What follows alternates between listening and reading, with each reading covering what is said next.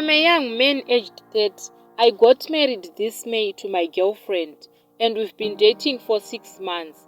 Ndaitawo problem and I need help. Mukadzi wangu akandivigira life yake kuti munhu anogara achirwara and munhu akambororwa haana kana kunditaurira, asi tisati tagara tese ndakamubvunza kuti une maproblems here aunorarama nawo, akarambisisa.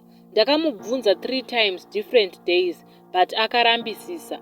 Now in 5 months munhu arwara ka6. Ndiri mukwasha anozikanwa, ndakabvisa half of lobola yangu. But no one is showing up kufamily yake since iye vabereki vake vakashaya vese.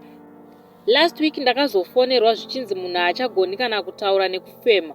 Zvakatondityisa zvikurusa because ye condition ndakapedzisira kuiona kuna mudhara achishayika. Saka ndafunga kumudzosera kumusha kwake nditsvake mari yekumurapisa because anomboita zviya zvekudonha and inini ndiri munhu asiri kushanda these days.